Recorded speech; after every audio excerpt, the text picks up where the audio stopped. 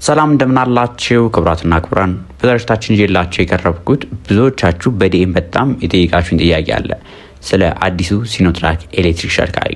በዛሬታችንም የተሽከርካሪ ላይ በደንብ የተቻለኝን ያህል መረጃ ይዤላችሁ መጥቻለሁ። ስለ መኪናው ምን አይነት ነው፣ ለምን አይነት አገልግሎት ይሆናል፣ ለምን አይነት አገልግሎት አይሆንም፣ እንዲሁም ደግሞ ምን አይነት ጥንቃቄዎች መደረግ አለባቸው የሚሉትን አንድ ባንድ እንመለከታለን። ከመረጃዎቹ ጋር አብሬያችሁ መቆያርንስ ነኝ። መልካም ቆይታ። ከቪዲዮ በፊት ግን ለዚህ ቻናል አዲስ ከሆናችሁ በዚህ ቻናል ላይ በየዕለቱ ከመኪና ጋር የተገናኙ መረጃዎችን ይዘላችሁ ስለምንቀርብ ከመኪና ጋር የተገናኙ መረጃዎችን መከታተል የምትፈልጉ ከሆነ ሰብስክራይብ ያድርጉ። እንዲሁም ቪዲዮ ሲለቀቅ በቶሎ እንዲደርሰው የደወል ምልክቱን ይጫኑ። በሀገራችን ላይ ከቅርብ ጊዜ ወዲህ በተለይ በከባድ ተሽከርካሪዎች ላይ በዋነኝነት ከሚጠቀሱ ብራንዶች መካከል የመጀመሪያው ሲኖትራክ ነው። ሲኖትራክ ደግሞ በውስጡ የተለያዩ የኤሌክትሪክ መኪኖች አሉት፣ የሃይብሪድ መኪኖች አሉት፣ እንዲሁም ደግሞ በነዳጅ የሚሰሩ አሉት። ይሄኛው ሲኖ ሁዎ V7X የሚባለው ሞዴላቸው ነው ወደ ሀገራችን የገባው። እነዚህ መኪኖች በዓለም አቀፍ ደረጃ ላይ በናፍጣ ሞተሮቻቸው አሏቸው።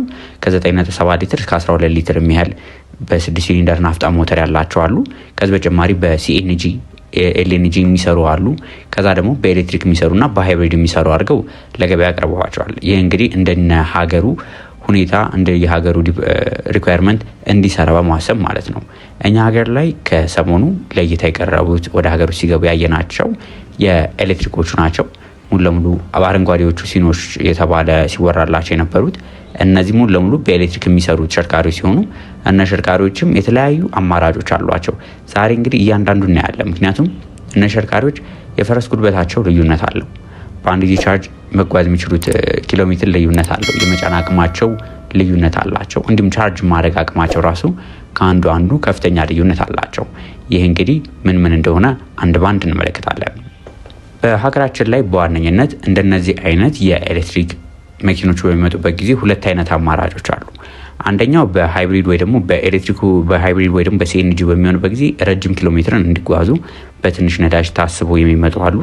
እንዲሁም ደግሞ ለምሳሌ እንደ ቢሾፍቱ አይነት እዛው ፕሮጀክት ላይ ብቻ እንዲንቀሳቀስ የሚፈለግ ከሆነ ደግሞ በኤሌክትሪክ አማራጭም ያቀርቧቸዋል ይመስለኛል። እነ ተሽከርካሪዎች የመጡት ለኢትዮጵያ አየር መንገድ ለሚያሰራው ትልቁ የአየር ማረፊያው ለሱ ይመስለኛል። ምክንያቱም ኪሎ ሜትራቸው እነዚህ የተለያዩ ስለሆነ ማለት ነው።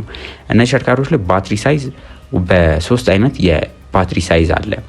የአንድን የኤሌክትሪክ መኪና ከዚህ በፊት ብዙም እንትኑ ከሌላችሁ የኤሌክትሪክ መኪና ሳይዝ የቻርጅ የመያዝ አቅሙ ትልቀቱ በኪሎዋት ሀወር ነው የሚለካው። ስለዚህ በ282 አለ፣ 350 ኪሎዋት የሚባል አለ፣ እንዲሁም 400 ኪሎዋት የሚባል አለ። ይህ እንግዲህ የባትሪ የተለያዩ አማራጮች ናቸው።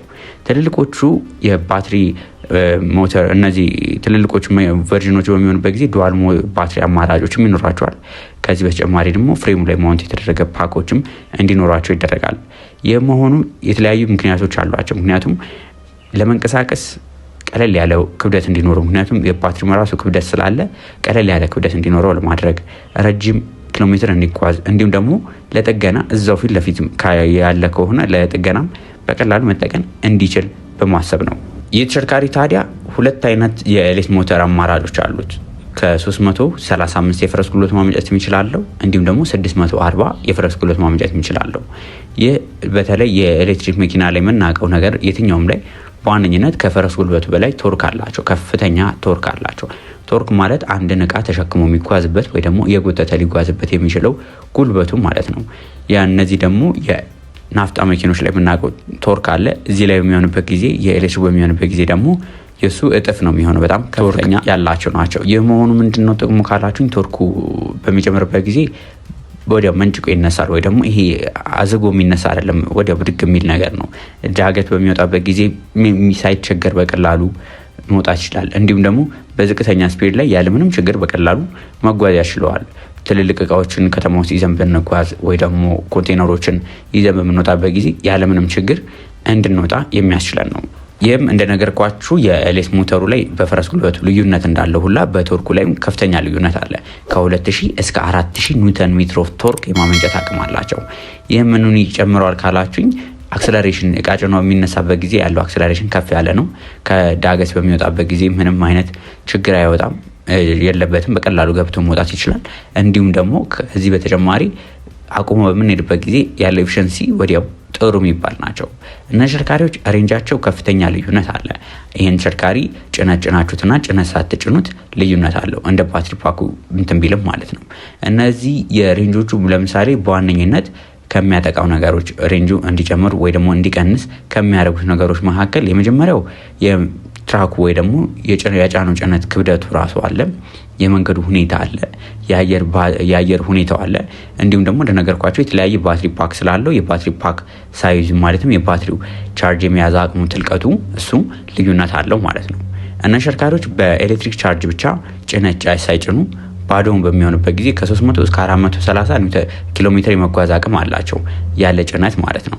ጭነት ጭኖ በሚሆንበት ጊዜ ሙሉን ከኋላ በደንብ ሙሉ አድርጎ ጭኖ ደግሞ ከ180 እስከ 280 ኪሎ ሜትር በአንድ ጊዜ ቻርጅ የመጓዝ አቅም አላቸው። ይህንን መኪና እነዚህን ስትጠቀሙ በዋነኝነት የሚታሰበው ምንድነው? እንደነገርኳችሁ ከአሶሳ መቀሌ ያንሁላ ኪሎ ሜትር ትሄዱበታላችሁ የሚባሉ አይነት ተሽከርካሪዎች አይደሉም። ለሱ የናፍጣዎቹ አሉ፣ በናፍጣ የሚሰሩት የስራ መኪኖች አሉ። ይልቁኑ እንደነገርኳችሁ ለምሳሌ ሪጂናል ትራንስፖርት ከአንዲት ቦታ ወደ አንዲት ቦታ እዛው ከተማ ውስጥ እቃዎችን ለማመላለስ እንዲሁም ደግሞ ለኢንዱስትሪያል ስራዎች ማይኒንግ ሰፖርት ለእንደዚህ የሚሆኑ ናቸው እንጂ እጅግ በጣም ከፍተኛ ርቀቶችን የሚጓዙ አይደሉም። ታዲያ ይህን ተሽከርካሪ ደግሞ ቻርጅ የምታደርጉበት ሁለት አይነት አማራጮች አሏቸው። ለምሳሌ በፋስት ቻርጅ የምትጠቀሟቸው አለ። ዲሲ ፋስት ቻርጅ ለምሳሌ ዲሲ ፋስት ቻርጅ ላይ ብዙ ጊዜ ባትሪ ይጎዳል እያለ ነበረ። ባትሪ የሚጎዳበት መጠን አለው። ባትሪ የሚጎዳው ከተማችን ላይ የምናገኛቸው ትንሾቹ የኤሌክትሪክ መኪኖች አሉ። እንደነገርኳችሁ ኪሎዋት አወር የባትሪ የመያዝ አቅም የሳይዙን ነው የሚነግረን ብያቸዋለሁ። ስለዚህ 28 እና 30 ኪሎዋት የሆነ ባትሪ ፓክ በ150 ኪሎዋት ቻርጅ ብታረጉት፣ ኪሎዋት ማለት የቻርጅ እንትኑ ነው፣ በኪሎዋቱ በ150 ብታረጉት ይጎዳዋል ኦብቪየስሊ። ነገር ግን መኪናው እናንተ በ400 ኪሎዋቱን በፋስት ቻርጅ ብታረጉት ያን ያህል ከፍተኛ ተጽዕኖ ይኖረዋል ተብሎ ብዙም አይጠበቅም። ታዲያ በዲሲ ፋስት ቻርጅ ይህን ተሽከርካሪ ከ20-80 ለመድረስ የሚወስድበት ከ45 እስከ 90 ደቂቃ ነው። ፉል ቻርጅ በስሎ በምታደርጉበት ጊዜ ደግሞ ይህ ከዛኛው ከፍ ይላል ማለት ነው። ምክንያቱም አስቡት በ11 ኪሎዋቱ የሚደረግ ከሆነ ነገር ግን ብዙ ጊዜ እንደነዚህ አይነት ነገሮች አይመከሩም፣ ስሎ ቻርጅ ረጅም ሰዓት ስለሚወስድ ማለት ነው። ስለዚህ ከ45 እስከ 90 ደቂቃ ባለው ውስጥ እነዚህ ተሽከርካሪዎች ከ20-80% ይደርሳሉ ማለት ነው። ነገር ግን መኪናው ያለው ጉልበት ያለው ሁኔታ እቺን ብቻ ነው የሚያስኬደን ብላችሁ ብዙ እንዳታስቡ። ምክንያቱም የሪጅን ብሬኪንግ የሚባል ነገር አለ። ሪጅን ብሬኪንግ ማለት ለምሳሌ እቃ ጭናችሁ ቁልቁለት በምትወርዱበት ጊዜ መኪናው ፍጥነት ለመቀነስ እናንተ ፍሬም በምትሞክሩበት ጊዜ ገና እግራችሁን ከነዳጁ ላይ ስታነሱ መኪናው የኤሌክትሪክ ሞተሮቹ ባትሪውን ቻርጅ እያደረገ የሚጓዘው ማለት ነው። ፎሎ እንደመውረድ ብላችሁ ማሰብ ትችላላችሁ። በእንትን መኪና ላይ የናፍጣ መኪኖች ላይ ዜሮ ማርሽ አድርጎ እንደመውረድ ብላችሁ ታስቡ ትችላላችሁ። ነገር ግን ይሄኛው ፍሬኑን ትንሽ ጠቆም እያደረጋችሁት ብቻ ስትወርዱ የኤሌክትሪክ ሞተሩ ባትሪውን ቻርጅ እያደረገ መኪናው ተጨማሪ ቻርጅ እንዲያገኝ የማድረግ አቅም አላቸው። ይህ እንግዲህ ሪጅን ብሬኪንግ ነው። የምን ውስጥ ነው የሚካተተው ካላችሁ እዚህ መኪና ያለው የስማርት ኢነርጂ ማኔጅመንት ማለትም ያለውን ኢነርጂ ማኔጅ የሚያደርግባቸው የተለያዩ መንገዶች አሉ። ከነሱ መካከል አንዱ ነው ማለት ነው። ሌላኛው ለምሳሌ መኪናውን ይዛችሁት አፋር ብትሄዱና ከአፋር ደግሞ ለምሳሌ ደብረ ብርሃን አይነት እንትን ቢኖር የባትሪ ቴምፕሬቸር ላይ ኢፌክት አለው ብያቸዋለሁ። አንድ ተሽከርካሪ የትኛውም መኪና ኢፌክት አለው፣ የሙቀቱ ወይ ደግሞ ቅዝቃዜው። ለምሳሌ ሙቀት ላይ በሚሆንበት ጊዜ ራሱን እንዲያቀዘቅዝ የባትሪ ቴምፕሬቸር ማኔጅመንት ሲስተም አለው። እሱ ለማቀዝቀዝ ይሞክራል። ከዚህ በተጨማሪ ደግሞ ወደ ደብረ ብርሃን ወይ ደግሞ ሌላ ቀዝቃዛ ቦታ ላይ ብትወስዱ ደግሞ ባትሪውን ሞቅ የማድረግ ነገር አላቸው። ምክንያቱም የቀዘቀዘ ባትሪ ላይ ቻርጅ ለማድረግ ትሞክሩ ይወርዳል ወይ ደግሞ ሬንጁ እንዲወርድ የሚያደርጋባቸዋል። ለዛ እንዳይፈጠር ባትሪ ቴምፕሬቸር ማኔጅመንት ሲስተም ራሱን ይቻላላቸው። ኢንተሊጀንት ፓወር ዲስትሪቢዩሽን አላቸው። እንዲሁም ደግሞ ይህን ተሽከርካሪ በዋነኝነት መኪናው የተሻለ ኪሎ ሜትር እንዲጓዝ በዳውን ሂል እንዳልኳቸው ይሄ ቁልቁለት በሚወርድበት ጊዜ ፍሬን አስር የሚያስይዛቸው ወይ ደግሞ ትራፊክ ስቶፕ ማለትም ይሄ ክራውድ ባለበት ቦታ ላይ በምንሄዱበት ጊዜ የሪጅን ብሬኪንጉ በዋነኝነት እነዚህ ነገሮችን የሚቆጣጠርልን የሚያግዘን ነው ማለት ነው። እነዚህ መኪኖች የመጫን አቅማቸውን እስቲ ልንገራችሁ። እነዚህ መኪኖች ስታንዳርድ የሆነው ላይ V7X የሚባለው ከ18 እስከ 25 ቶን የመጫን አቅም አላቸው። ከዚህ በተጨማሪ ደግሞ ከፍ እያለ በሚሄድበት ጊዜ የተለያዩ አማራጮች አሏቸው። ምክንያቱም የመኪኖቹ የመጫን አቅማቸው ከአንዱ ልዩነት ስላለው ማለት ነው። ነገር ግን በዋነኝነት ከ18 እስከ 25 ሲሆን ከዚህ በተጨማሪ ሄቪ ዲዩቲ የሚባል አለ፣ ትሪፐር የሚባለው እሱ ከ25 እስከ 35 ቶን የመጫን አቅም አላቸው። እንዲሁ ደግሞ ከዚሁ የተለያዩ አማራጮች አሏቸው። 4x2 አለ፣ 6x4 አለ፣ 8x4 አለ። እንደነገርኳችሁ 4x2 ከ15 እስከ 18 ከ6x4 ደግሞ ከ20 እስከ 30 ቶን እንዲሁም ደግሞ 8x4 በሚሆንበት ጊዜ ከ30 እስከ 35 ቶን የመጫን አቅም አላቸው። ይህ እንግዲህ የመኪኖቹ ምን ያህል ጭነት ይጭናሉ ላላችኝ ነው። እነዚህ መኪኖች እውነት ለመናገር ግልጽ የሆነ ዋጋ ላገኝ አልቻልኩም። አንዳንድ ቦታ ላይ 9 ሚሊዮን ይባላል፣ አንዳንድ ቦታ ላይ 11 ሚሊዮን ይባላል። ነገር ግን በደንብ ስለ ዋጋው በደንብ የተብራራ መረጃ ሲኖረኝ ደግሞ በቀጣይ ሌላ ቪዲዮ ይዤላችሁ ቀርባለሁ። ለዛሬ ይዤላችሁ ቀረብኩት መረጃ ይሄን ይመስላል። ቪዲዮውን ከወዳችሁት ላይክ፣ ሼር፣ ሰብስክራይብ ማድረጋችሁን አትርሱ። በቀጣይ ደግሞ ሌሎች ከመኪና ጋር በተገናኙ መረጃዎች እስከምንገናኝ ድረስ መልካም ሁሉ ተመኘው።